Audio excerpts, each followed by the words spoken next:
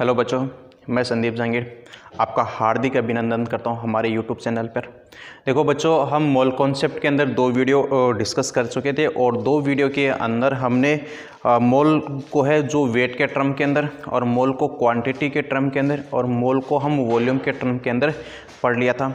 आज इन तीनों को मैं एक समराइज़ करवा देता हूँ और आपको एक छोटा सा चार्ट बनवा देता हूँ। ये चार्ट आपको याद रखना है, ठीक है। इसी चार्ट के आधार पे आपने जो तीनों पढ़ा है, जो आपने किसको वेट के कंडीशन में टर्म्स में पढ़ा है, उसके बाद में हमने क्वांटिटी के टर्म्स के अंदर पढ़ा है, हमने वॉल्यूम के टर्म्स के अंदर पढ़ा है, वो आपके लिए यहाँ पे इजी हो जाएगा, ठीक है। तो इस चार्ट को आप ध्यान से देखना, ठीक है। और ये चार्ट से आप एक दूसरे को मतलब इंटरलेट है, एक दूसरे को प्रॉब्लम्स क्या कर सकते हो वहाँ से कैलकुलेट कर सकते हो। जैसे सपोज करो मैं एक तो यहाँ पे ले लेता हूँ भार, ठीक है, जिसको हम बोलते हैं वेट। क्या बोलेंगे? वेट कहेंगे। यहाँ पे मैं ले लेता हूँ संख्या, जिसको हम नंबर या फिर क्वांटिटी, नंबर या फिर क्वांटिटी के टर्म्स में लेंगे, ठीक है। थर्ड जो हमारे पास में था वो था आयतन, जिसको हम बोलेंगे वॉल्यूम। क्या कहेंगे? वॉल्यूम कहेंगे, ठीक है। ये तीनों टर्म्स हमने पढ़ी थी। और यहाँ पे मैं लिख देता हूँ जैसे मोल। क्या लिख रहा हूँ मैं? मोल लिख दी यहाँ पे, मोल, ठीक है। अब देखो हमने क्या क्या पढ़ा था। हमने देखो पहले जो क्वांटिटी की टर्म में पढ़ा था, मैंने बोला था कि क्वांटिटी आपको दिया है, उस क्वांटिटी को मोल में कन्वर्ट करना है। तो हमने क्या किया था? उसको डिवाइड किया था किससे? अवोगाद्रो संख्या से, ठीक है। तो यहाँ से संख्या से हम क्या बना सकते हैं? मोल बना सकते हैं। फिर मैंने बताया था कि मोल को आप संख्या में भी चेंज कर सकते हो। मोल को चेंज किस में कर सकते हो? संख्या के अंदर भी, ठीक है। तो हमारे पास में इसका एक फॉर्मूला तो ये तैयार हो रहा था हमारे पास में कि मोल बराबर क्या है कि संख्या बट्टा Na, और Na को हम बोल रहे हैं अवोगाद्रो संख्या, और इसकी जो वैल्यू थी वो कितनी थी? 6.23 इंटू 10 की पावर 23 थी, ठीक है। तो यहाँ से हमारे पास में देखो एक फॉर्मूला तो बन गया। आप संख्या को डिवाइड कर देना किससे? अवोगाद्रो संख्या से। हमारे पास में क्या निकल के आ जाता है? मोल निकल के आ जाएगा। यदि हमको संख्या निकालनी है तो आपको क्या करना है? जो मोल दिया है उस मोल को आपको क्या करना है? अवोगाद्रो संख्या से मल्टीप्लाई करना है, गुणा करना है, तो हमारे पास में क्या आ जाती है? संख्या आ जाती है। तो एक फॉर्मूला तो ये बना, ठीक है। एक दूसरे को इंटरचेंज कर सकते हैं, मैंने एरो लगाया, मतलब संख्या से आप मोल बना सकते हो, मोल से आप क्या बना सकते हो? संख्या बना सकते हो, ठीक है। इसी टाइप से देखो दूसरा हमने क्या पढ़ा था? वेट के टर्म्स में भी पढ़ा था। और हमने क्या किया था? यदि वेट है, इस भार है, इस भार को आपको यदि मोल में चेंज करना है तो आपको डिवाइड किससे करना था? अणुभार से। किससे?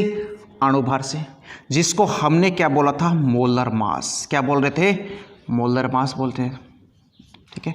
अणुभार कैसे निकालते हैं कि आपको जैसे कोई भी एक स्पीसीज दे रखी है, कोई भी एक कंपाउंड दे दिया, जैसे मैंने बोल दिया NaCl। क्या है? NaCl। अब देखो सोडियम का परमाणु भार कितना है? 23, ठीक है। क्लोरीन का कितना है? 35.5।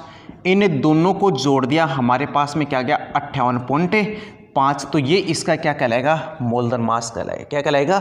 मोलर मास कहलाएगा, ठीक है। तो हमारे पास में देखो इस भार को हम मोल में चेंज कर रहे हैं। तो कैसे चेंज कर रहे थे कि ये भार था और इस भार को हम डिवाइड किससे कर रहे थे? मोलर मास से डिवाइड कर रहे थे। तो हमारे पास में क्या निकल के आ रहा था? मोल निकल के आ रहा था। क्या निकल के आ रहा था? मोल निकल के आ रहा था, ठीक है। अब देखो इसको भार, यदि मोल को आपको भार में कन्वर्ट करना है तो आप क्या करते हो? तो इस मोल को मल्टीप्लाई किससे करते हैं? अणुभार से मल्टीप्लाई करते हैं, तो हमारे पास में क्या आ जाता है? भार आ जाता है। तो ये फॉर्मूला हमारे पास में क्या गया? भार इक्वल में मोल इंटू अणुभार, ठीक है। तो हम किसको? इस भार से हमें मोल निकाल सकते हैं, और मोल से हम क्या निकाल सकते हैं? मोल से हम क्या निकाल सकते हैं? भार भी निकाल सकते हैं। कैसे? कि इस मोल को मल्टीप्लाई किससे कर देते हैं? अणुभार से। तो हमारे पास में क्या निकल के आता है? भार, ठीक है। फिर देखो थर्ड जो हमने टर्म्स पढ़ा था वो पढ़ा क्या था? वो हमने पढ़ा था कि आयतन को, क्या है? आयतन को इस आयतन को हम कन्वर्ट किस में कर सकते हैं, मोल के अंदर। लेकिन आपको मैंने एक कंडीशन बताई थी, ये कंडीशन कब सेटिस्फाई होगी, ये होगी एसटीपी पे। किस पे, एसटीपी पे। एसटीपी का मतलब है स्टैंडर्ड टेम्परेचर एंड प्रेशर, जिसको हम क्या बोलते हैं, मानक ताप और दाब कहते हैं। यहाँ पे हमने टेम्परेचर को तो रखा था 273 केल्विन, और जो प्रेशर है, जो दाब था, वो हमने रखा था यहाँ पे 1 एटीएम। क्या रखा था, 1 एटीएम रखा था। तो अब इसको कैसे कैलकुलेट करते हैं, तो मैंने बोला था कि मोल इक्वल में आयतन, इक्वल में आयतन। अब देखो जो आयतन दिया है एसटीपी पे यदि पूछा जाए, तो यदि लीटर में दे रखा तो उसको आप डिवाइड किससे करोगे, 22.4 से। किससे, 22.4 से। कब, जब ये आयतन हमको किस में दे दिया जाए, लीटर में। ठीक है। और यदि यही आयतन आपको ml में दिया जाए तो आपको डिवाइड करना है 22,400 ml से। किससे डिवाइड करोगे, 22,400 ml से। ठीक है। तो हमारे पास में फॉर्मूला क्या बना, आयतन बट्टे 22.4 लीटर। ये कब, जब हमको आयतन किस में दे रखा है, लीटर में दे रखा है। ठीक है। और यदि यही बात आपको ml में दिया जाए तो आपको क्या करना है, मोल बराबर आयतन बट्टा 22,400। और इस कंडीशन में आयतन हमारे पास में कौन सी कंडीशन किस में है, ml के अंदर। ठीक है। तो हमारे पास में ये फॉर्मूला तैयार हो जाता है। कब, ये तब है जब हमने कंडीशन कौन सी ली है, एसटीपी वाली। कौन सी ली है, एसटीपी वाली। अब देखो आपने आयतन से क्या निकाल लिया, मोल निकाल लिया।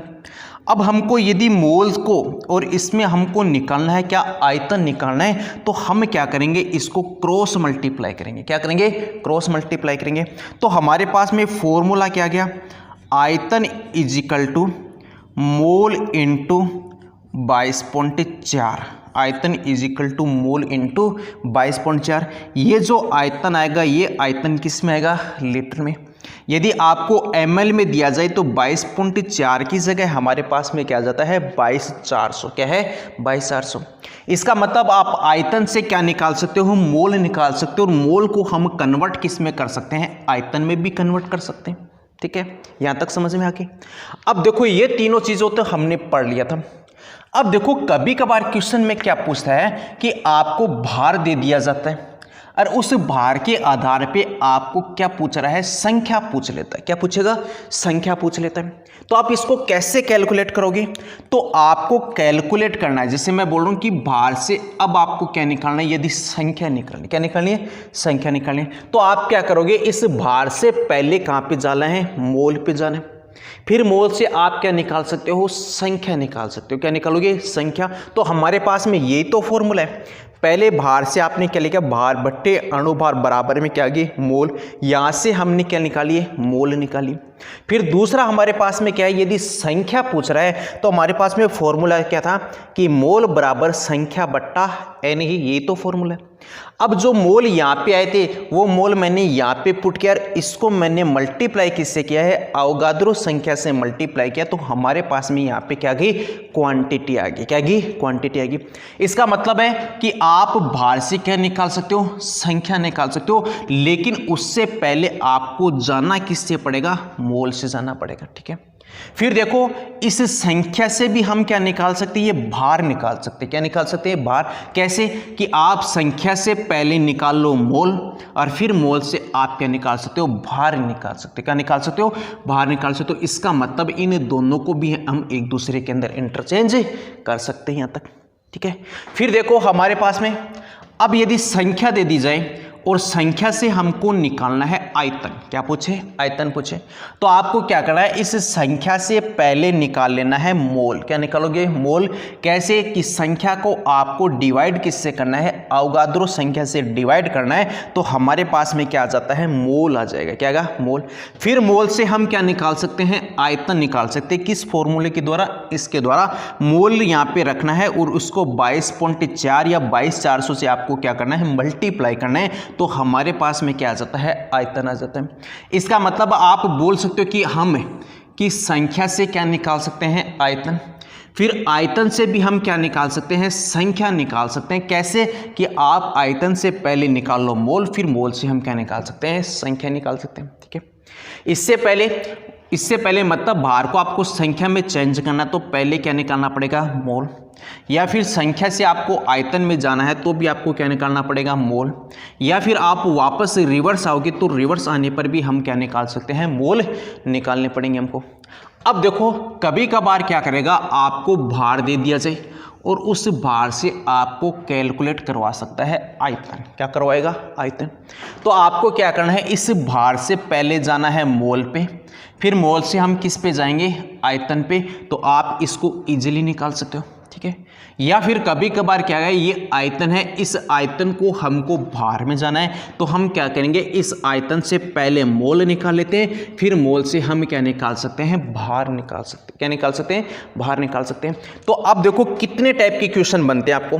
देखो पहला, यहाँ से आपके भार से आपको मोल निकलवा सकता है, एक टाइप का क्वेश्चन, ठीक है। आपको डिवाइड किससे करना होता है, अणुभार से। दूसरा आपको क्या है, संख्या से आपको क्या पूछा है, मोल पूछा जाए तो आपको डिवाइड किससे करना है, अवगाद्रो संख्या से। वो वैल्यू हमारे पास में कितनी है, 6.023 इंटू 10 की पावर 23 है, ठीक है। उसके बाद देखो यदि आयतन से आपको क्या पूछ सकता है, मोल पूछ सकता है, तो आयतन को आपको किससे डिवाइड करना है, 22.4 से या फिर 22,400 से डिवाइड करना है। कब, ये कंडीशन तब भी ही लागू होगी, तब भी अप्लीकेबल है जब हमारे पास में क्या है, एसटीपी है। क्या है, एसटीपी है। फिर आप देखो ये 3 क्वेश्चन तो ये हो गए। फिर आपको देखो मोल से आयतन भी पूछ सकता है, मोल से आपको संख्या भी पूछ सकती है, मोल से आपको वेट भी पूछ सकता है। इसी टाइप से आपको भार से आप क्या निकाल सकते हो, संख्या निकाल सकते हो, या फिर संख्या से आप क्या निकाल सकते हो, भार भी निकाल सकते हो। इसी टाइप से संख्या से आप आयतन भी निकाल सकते हो, आयतन से आप क्या निकाल सकते हो, संख्या भी, या फिर भार से आप आयतन निकाल सकते हो, या आयतन से आप क्या निकाल सकते हो, भार निकाल सकते हो। इस पूरे चार्ट को आप अच्छे से याद करना। हमने जो लास्ट 2 वीडियो जो देखे हैं, पूरा का पूरा जो वीडियो है वो इसी का एक समराइज टाइप का, एक शॉर्ट टाइप का। तो इस वीडियो को आप अच्छे से देखो और इस जो चार्ट है, इस चार्ट को आप अच्छे से समझो, अच्छे से बनाओ। यदि आपको जैसे भार से संख्या निकालनी है, संख्या से भार निकालना है, तो आपको सबसे पहले निकालना पड़ेगा मोल। क्या निकालोगे, मोल। मोल के बाद में आप दूसरी राशि को, क्वांटिटी को आप क्या कर सकते हो, कैलकुलेट कर सकते हो। अब देखो इन पे एक क्वेश्चन करा देता हूं मैं, तीनों का मिक्स में एक।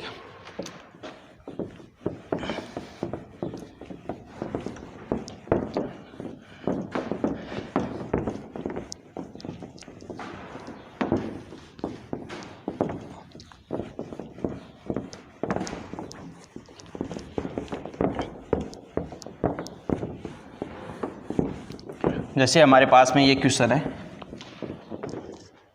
क्वेश्चन 6 इंटू 10 की पावर 20, 6 इंटू 10 की पावर 20 CO2 के कण में 6 इंटू 10 की पावर 20 CO2 के कण में। फर्स्ट आपको CO2 के मोल कितने होंगे, मोल कितने होंगे, पहला क्वेश्चन, ठीक है। दूसरा, इसका भार कितना होगा, इसका वेट कितना है, दूसरा क्वेश्चन। तीसरा, एसटीपी पर इसका आयतन कितना होगा, इसका आयतन या इसका वॉल्यूम कितना होगा। ये 3 क्वेश्चन आपको पास में, ठीक है। अब देखो कैसे कैलकुलेट करोगे।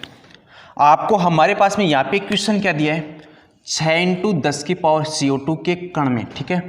इसका मतलब हमको यहाँ पे क्या दिए, एक संख्या दिए, क्या दिए, संख्या दिए। तो संख्या से हमको पहले क्या निकालना है, मोल निकालना है। क्या है, मोल निकालना है। कैसे निकालते हैं हम, तो हमारे पास में फॉर्मूला है, हम जानते हैं अच्छे से कि मोल बराबर क्या होता है, संख्या मतलब क्वांटिटी बटे हम उसको डिवाइड किससे करते हैं, अवगाद्रो संख्या से, ठीक है। अब देखो संख्या कितनी दी है, वो दी है 6 गुणा 10 की पावर 20, ठीक है।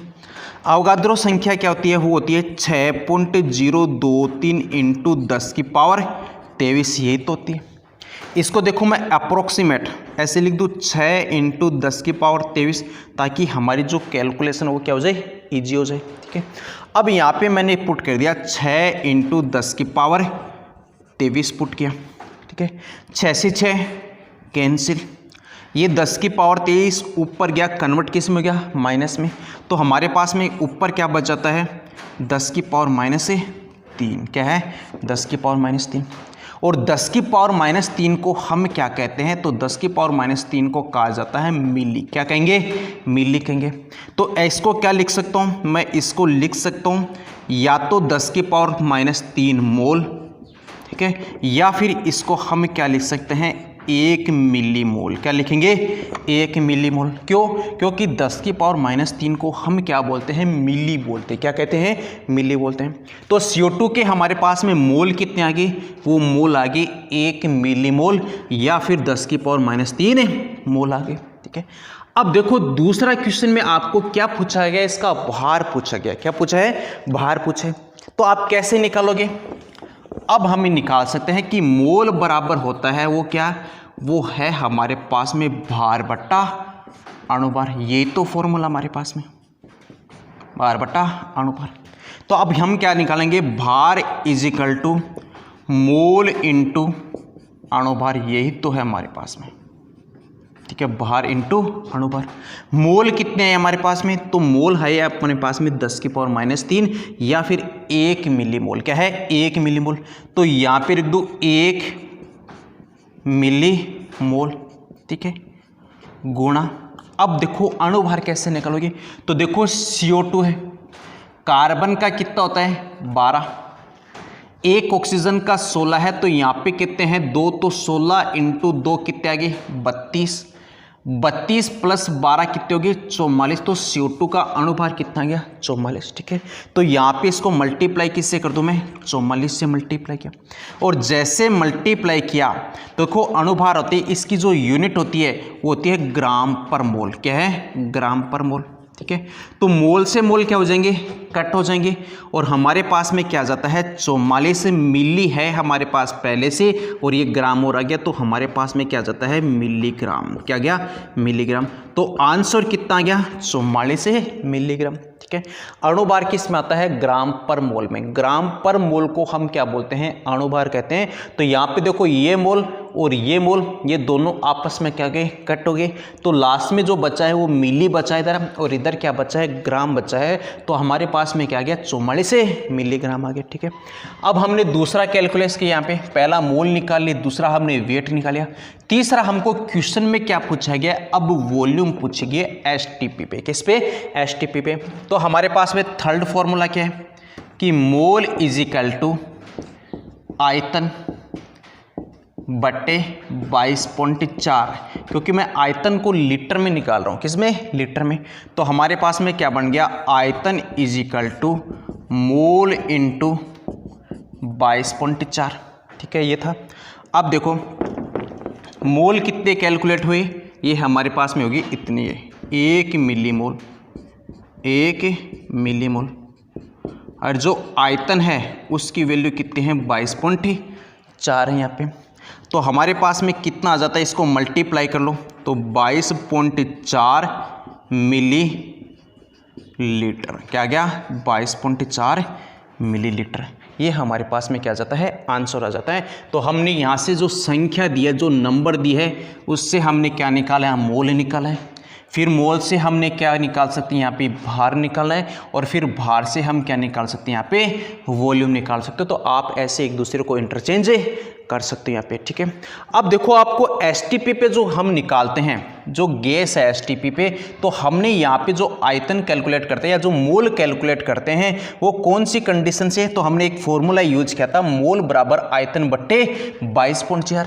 ये कब, ये कंडीशन हमने तब फॉलो की थी जब हमारे पास में क्या थी, STP थी। क्या थी, STP। STP का मतलब मैंने कहा था कि वहाँ पे जो टेम्परेचर होता है वो टेम्परेचर हमने कितना लिया था, 273 केल्विन लिया था। और जो प्रेशर था वो प्रेशर हमने कितना लेके चला था, 1 ATM लेके चला था। लेकिन अब देखो कभी कभार क्या होता है कि वहाँ पे टेम्परेचर यदि चेंज हो या फिर जो प्रेशर है वो चेंज हो, ये दोनों चेंज हो, तो इस कंडीशन में आप मोल कैसे कैलकुलेट करोगे, तो हम उसको डिस्कस करते हैं। सेकंड हम जो नेक्स्ट हम बात करते हैं, ठीक है, तो गैस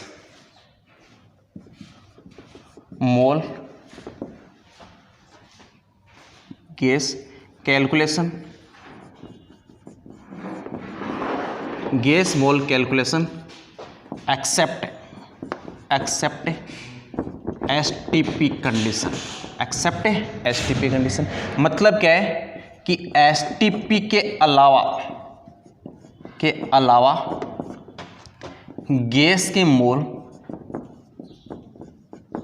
मोल की गणना करना, एसटीपी के अलावा। ठीक है, अब देखो हमने यहाँ पे क्या पढ़ा था, पहले हमने पढ़ा था कि जो मोल है वो कैसे निकाल देते हैं हम, आयतन था, आयतन को हम डिवाइड किससे करें, 22.4 से। ठीक है, ये था हमारे पास में। या फिर दूसरा हमारे पास में फॉर्मूला क्या था कि मोल बराबर आयतन बट्टे 22/400, ये लेके चल रहे थे। ये तो कब था, ये तो तब था जब हमने आयतन को क्या लिया है, ml में, और ये कब था जब आयतन क्या था हमारे पास में, लीटर में। ये दोनों फॉर्मूले कब लागू हो रहे थे, तो ये मैंने बताया था, ये तब लागू हो रहे थे जब हमारे पास में कंडीशन कौन सी थी, एसटीपी वाली। कौन सी थी, एसटीपी वाली। एसटीपी का मतलब मैंने बोला था टेम्परेचर तो 273 केल्विन है, और जो प्रेशर है वो प्रेशर हमारे पास में कितना है, 1 एटीएम था। क्या था, 1 एटीएम था। लेकिन अब देखो कि यहाँ पे टेम्परेचर बदल जाए और यहाँ पे प्रेशर बदल जाए, तो इस कंडीशन के अंदर जब तापमान और दाब का मान यदि बदल जाए तो उस कंडीशन में आप गैस के मोल को कैसे कैलकुलेट करोगे, तो उसको हम डिस्कस करते हैं यहाँ पे।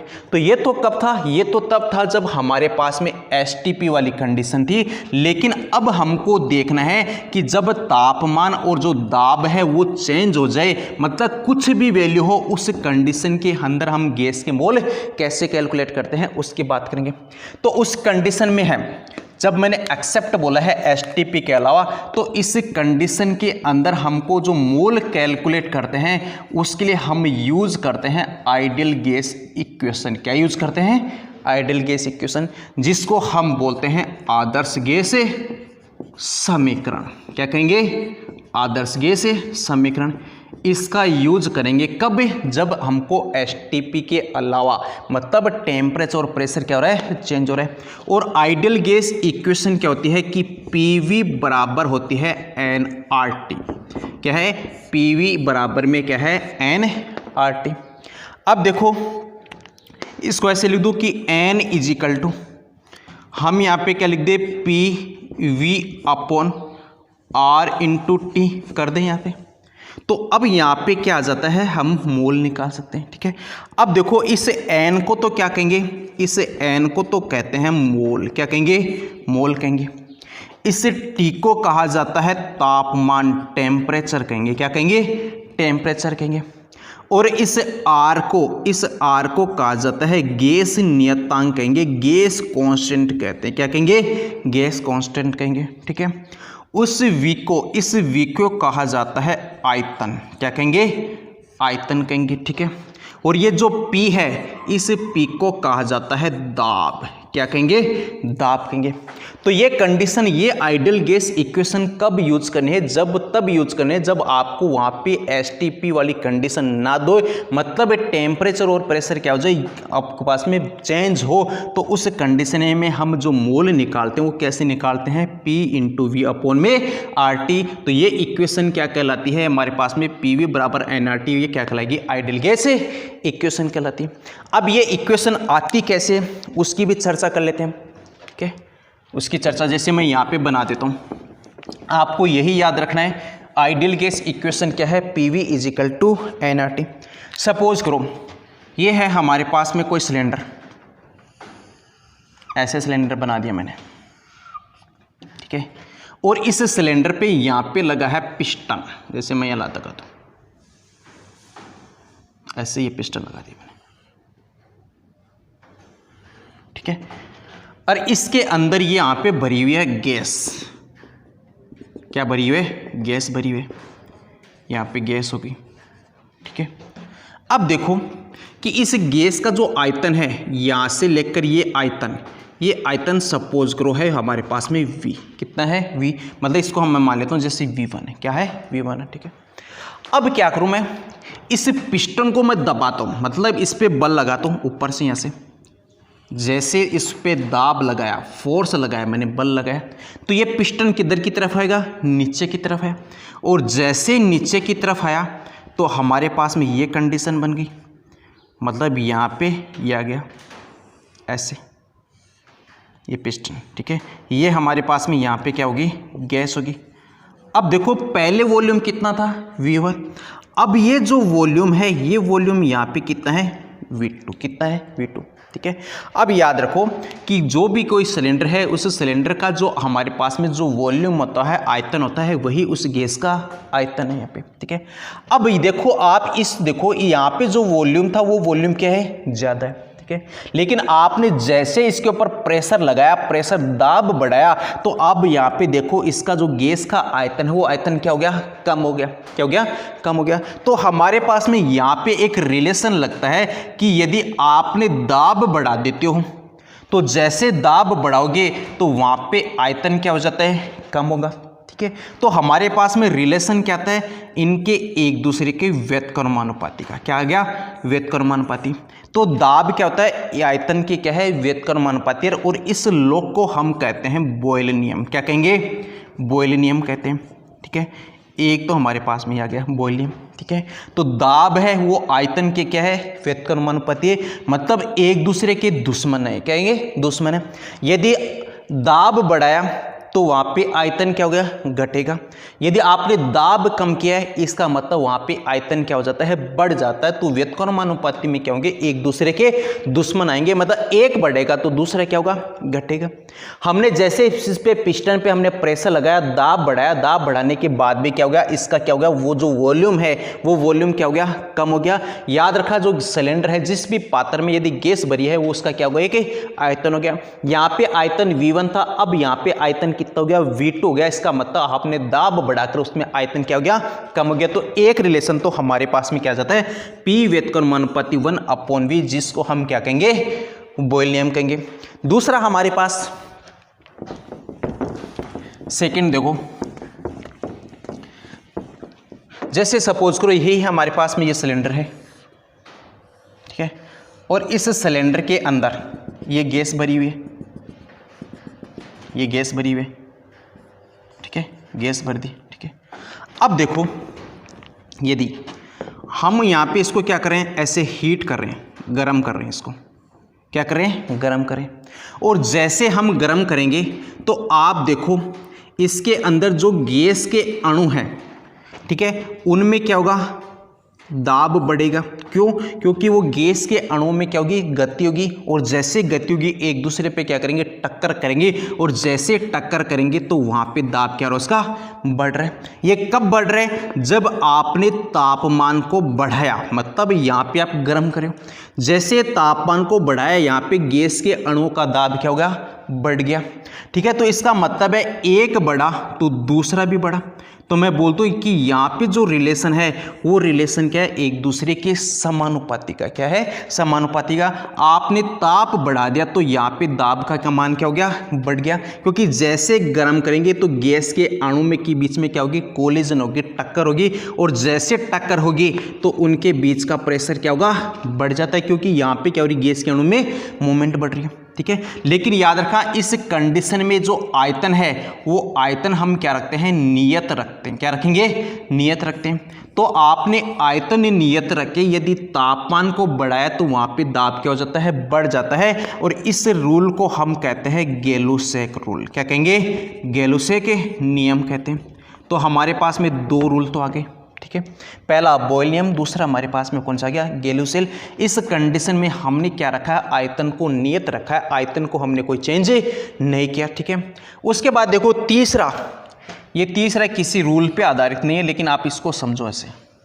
जैसे ये हमारे पास में गैस, ये सिलेंडर, और इस सिलेंडर के अंदर हमने भर दिया ऐसे गैस।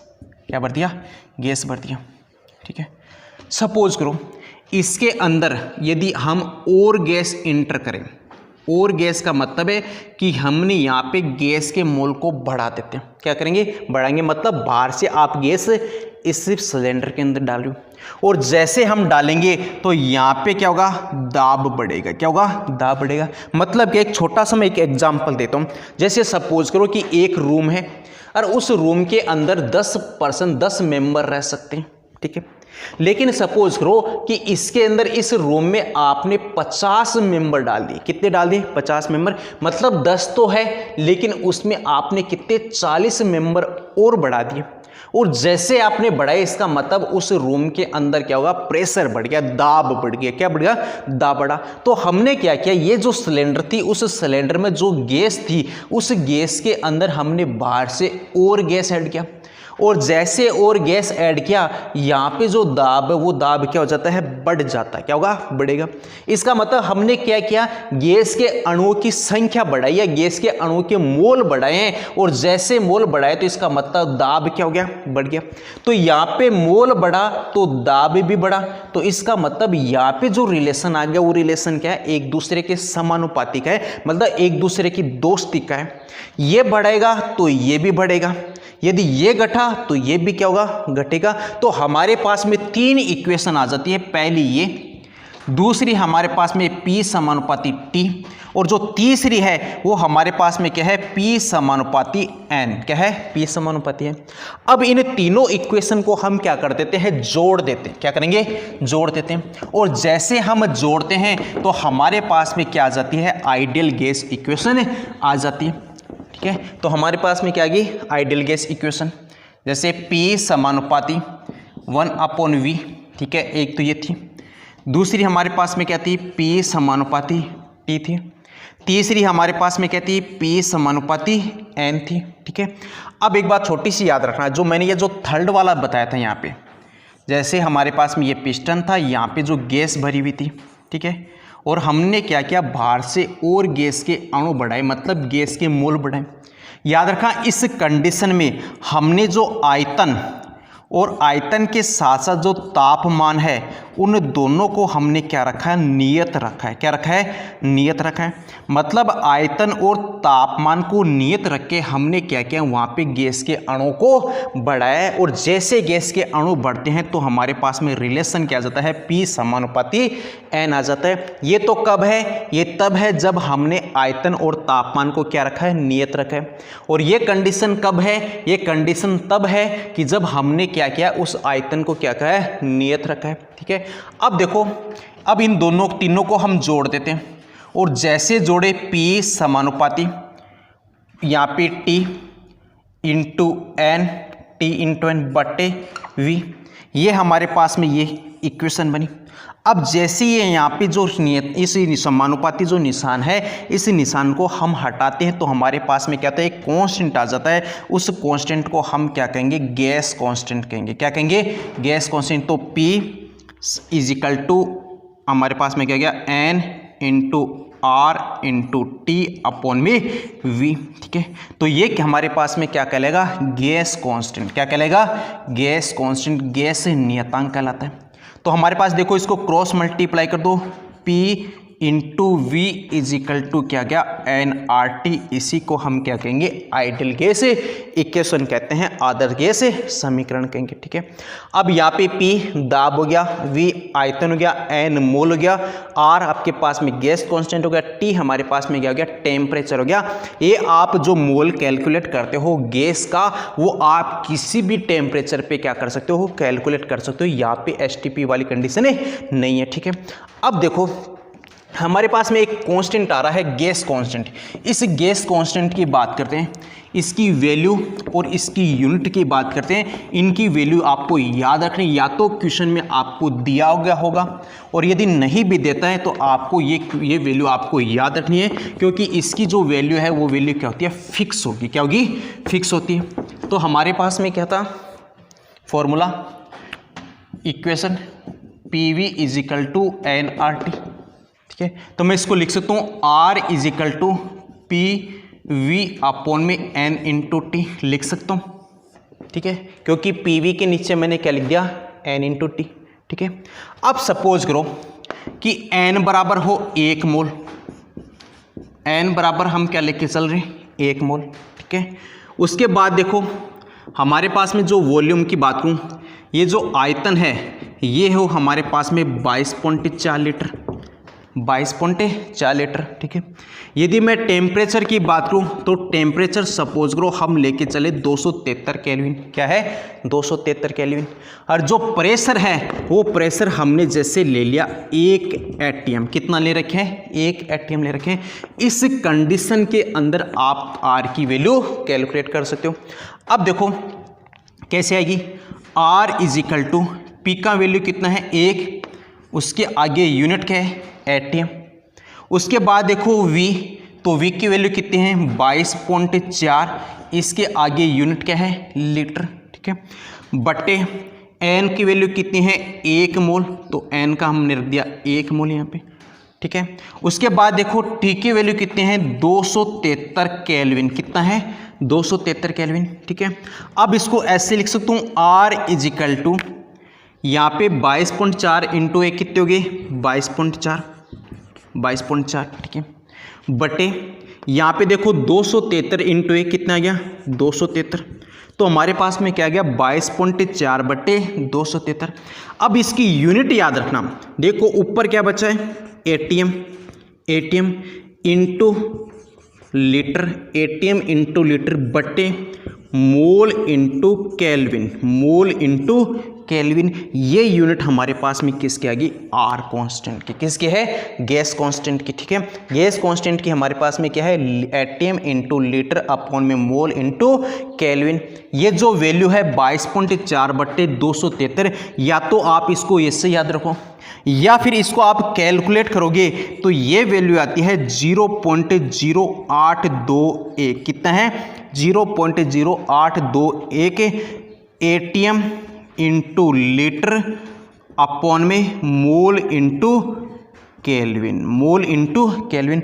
तो आपको ये आर की एक तो वैल्यू आपको ये याद रखनी है, क्या रखोगे ये वैल्यू याद रखनी है। ठीक है, ये वैल्यू केमिस्ट्री के अंदर सबसे ज़्यादा यूज होती है, क्या है सबसे ज़्यादा यूज होती है। या तो ऐसे लिख लो R is equal to 0.821 ATM into litre upon में मोल इंटू केल्विन, या फिर आपको ये याद रखनी है। ठीक है, क्योंकि 22.4 बट्टे 273 को आप जैसे सोल्व करोगे तो ये वैल्यू कितनी आती है 0.0821 आती है। ठीक है, अब देखो इसकी आर की एक वैल्यू तो ये है। ठीक है, दूसरी वैल्यू आप याद रखना कि आर इज इक्वल टू 8.314, 8.314। देखो यहाँ पे एटीएम मतलब प्रेशर है और V का मतलब क्या है वॉल्यूम हो गया। तो हमारे पास में एक फिजिक्स के अंदर फॉर्मूला आता है कि वर्क कार्य बराबर क्या होता है, तो कार्य बराबर होता है दाब इंटू आयतन, यही तो होता है। ठीक है, तो दाब का हमारे पास में एटीएम, उसके बाद में आयतन का हमारे पास में क्या होगा लीटर, और इनका जो मल्टीप्लाई है एटीएम इंटू लीटर उसको हम क्या कहेंगे जूल कहते हैं। क्या कहते हैं जूल कहते हैं। तो जो कार्य की यूनिट होती है वो यूनिट क्या होती है जूल होगी, क्या होगी जूल होगी। अब हमने यहाँ पे क्या रखा था एक एटीएम रखा था, क्या रखते हैं एक एटीएम, तो इसको हमको पास्कल में चेंज करना है, क्या है पास्कल में। तो हम जानते हैं अच्छे से कि एक एटीएम बराबर होता है 1.013 इंटू 10⁵ पास्कल। ठीक है, फिर जो हमने जो वॉल्यूम की बात की थी, यहाँ पे वॉल्यूम क्या है 1 लीटर है, और इस लीटर को हमको मीटर क्यूब में लेके चलना है, किसमें मीटर क्यूब के अंदर। तो 1 लीटर बराबर होता है 1/1000 मीटर क्यूब, जिसको हमने पहले क्या किया था डिस्कस किया था। इसको ऐसे भी लिख सकते हैं 10⁻³ मीटर क्यूब। तो आपको करना क्या है कि आपको जो ये एटीएम है ये 22.4 बट्टे 273 तो है, यहाँ पे एटीएम की जगह हमको यहाँ पे क्या वैल्यू रखना है 1.013 इंटू 10⁵ पास्कल रखना है, और यहाँ पे जो वॉल्यूम है उस वॉल्यूम की जगह हमको क्या रखना है 10⁻³ मीटर क्यूब रखना है। और जैसे ये वैल्यू रखने के बाद में आपके पास में जो वैल्यू आती है वो वैल्यू कितनी है 8.314। उसके बाद में यहाँ पे यूनिट क्या होगी जूल, क्या होगी जूल, क्योंकि कार्य बराबर क्या है दाब इंटू आयतन, जिसको हम क्या कहेंगे जूल कहेंगे। उससे नीचे एन का मात्रक है मोल, और टेम्परेचर का मात्रक केल्विन, तो हमारे पास में ये दूसरी वैल्यू निकल के आती है। तो आपको ये दो वैल्यू याद रखनी है। ये आती कैसे कैलकुलेशन उस पर आपको ध्यान नहीं देना है, आपको याद रखना है ये आर की वैल्यू ये कैसे आती है। पहली वैल्यू तो आपको ये याद रखनी है कि आर बराबर क्या है 22.4/273, यहाँ पे एटीएम इंटू लीटर अपॉन में मोल इंटू केल्विन। जब आपको एटीएम और लीटर की बात की जाए तो आपको आर की वैल्यू कितना रखना है, वो या तो 22.4/273 रख लो या फिर 0.0821 रख लो, या फिर आपको जैसे जूल वेदी बात की जाए तो वहाँ पे आपकी आर की वैल्यू कितना रखना है, तो आपको आर की वैल्यू रखना है आर बराबर कितने हैं 8.314 जूल बटे मोल इंटू केल्विन। तो ये तो कब है, ये तो है एनर्जी के कंडीशन में। तो आपको एक तो वैल्यू ये याद रखनी है आर की, और दूसरी वैल्यू आपको या तो ये याद रख लो या फिर ये याद रख लो। अब इस पर क्वेश्चन देखते हैं।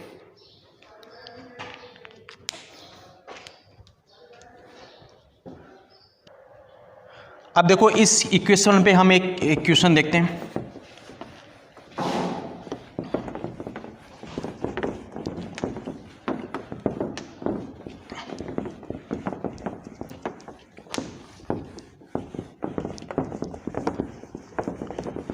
जैसे आपको क्वेश्चन में दिया है, क्वेश्चन कि जैसे प्रेशर दाब दे दिया आपको 2 एटीएम, दाब आपको कितना दे रखा है 2 एटीएम। टेम्परेचर जैसे आपको दे दिया 546 केल्विन, कितना दे दिया 546 केल्विन। आयतन आपको दे रखा है जैसे 11.2 लीटर, क्या है 11.2 लीटर, ठीक है। और आर की वैल्यू आपको पता है कितना है 0.0821 ATM into litre upon mole into kelvin, ये है, ठीक है। अब देखो प्रेशर दे दिया, टेम्परेचर दे दिया, वॉल्यूम दे दिया। अब आपसे क्वेश्चन में पूछ रहा है इसकी मोल कितने होंगे, क्या होंगे मोल कितने होंगे। तो आप कैसे कैलकुलेट करोगे, तो हमारे पास में क्या है PV = nRT, ये आइडियल गैस इक्वेशन आदर्श गैस समीकरण है।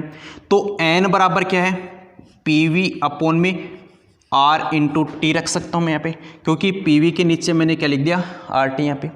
अब देखो P की वैल्यू आपको कितना दिया है, P की वैल्यू आपको दे रखा है 2 एटीएम, तो हमने यहाँ पे रख दिया 2 एटीएम, ठीक है, इंटू आयतन आपको कितना दे रखा है 11.2 लीटर, तो हमने यहाँ पे V की जगह क्या रख दिया 11.2 लीटर रख दिया, ठीक है। फिर देखो R की वैल्यू, R की वैल्यू मैंने क्या बोला, या तो आपको क्वेश्चन में देगा, यदि नहीं दे रखा तो आपको ये याद रखनी है।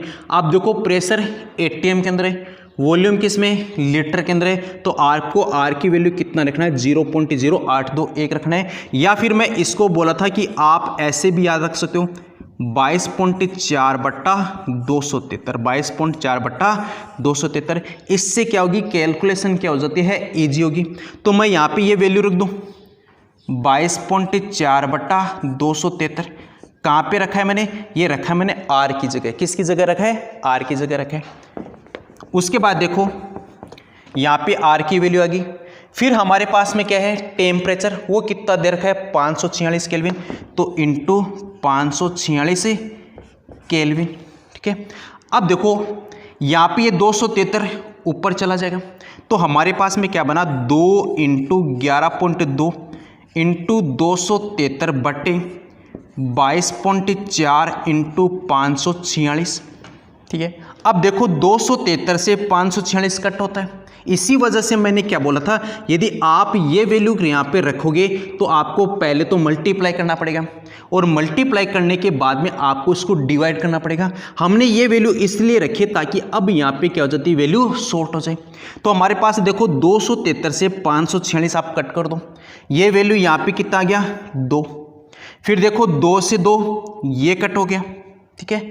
फिर यहाँ पे देखो 11.2 तो ऊपर बचा है, नीचे है 22.4, तो ये भी तो कट हो रहा है। यहाँ से 11.2 इंटू 2 कर दो आप, कितना गया 22.4। तो हमारे पास में नीचे क्या वैल्यू बची, ऊपर तो आ गया हमारे पास में 1, क्योंकि ऊपर वाला 2 भी कट हो चुका, 11.2 भी कट हो चुका, ऊपर 273 भी कट हो चुका, तो ऊपर तो बच गया 1, और नीचे हमारे पास में क्या बचा, आप देखो इसको 273 से आप इसको डिवाइड कर रहे तो कट करें तो हमारे पास में क्या रहा था, 2 आ रहा था। इस 2 से 2 हमने यहाँ पे कट कर दिया। ये 11.2 से हमने 22.4 को कट किया तो हमारे पास में क्या बचा, 2 बचा है। तो हमारे पास में ऊपर तो 1 है, नीचे क्या हो गया, 2 गया। तो ये वैल्यू कितनी आ गई, ये वैल्यू आ जाती है 1/2। इसको हम बोलेंगे 0.5 मोल। क्या बोलेंगे, 0.5 मोल कहेंगे। तो यहाँ पे देखो जब ये कंडीशन आपको दे रखी है P बराबर 2 ATM, टेम्परेचर आपको 546 केल्विन दे रखा है, जो वॉल्यूम है वो कितना है, 11.2 लीटर दे रखा है। आर की वैल्यू आपको या तो याद रखना है या फिर आपको क्वेश्चन में दिया होगा। जब ये एटीएम और लीटर में दे रखा है वॉल्यूम तो आर की वैल्यू आपको ये यूज करनी है, या फिर आप दूसरी वैल्यू कौन सी यूज कर सकते हो, 8.314। वो कब यूज करोगे, जब आपको किसी एनर्जी वाली कंडीशन में दिया जाए। ठीक है, फिर इस हिसाब से हमने ये वैल्यू यहाँ पे पुट किया और जैसे वैल्यू पुट करने के बाद में देखो एटीएम से इसकी यहाँ पे यूनिट रख लेना आर की। आर की यूनिट क्या थी, एटीएम इंटू लीटर अपॉन में मोल इंटू केल्विन। आप जैसे इनको यहाँ पे वैल्यू रखोगे उसके बाद में जो लास्ट में हमारे पास में जो यूनिट आती है वो यूनिट क्या आ जाती है, मोल आएगी। तो हमारे पास में आंसर क्या है, 0.5 मोल आएंगे। नेक्स्ट वीडियो के अंदर हम जो डिस्कस करेंगे वो डिस्कस करेंगे स्टोइकियोमेट्री पे, उस स्टोइकियोमेट्री से बेस पे कैसे आप क्वेश्चन को सोल्व करना है।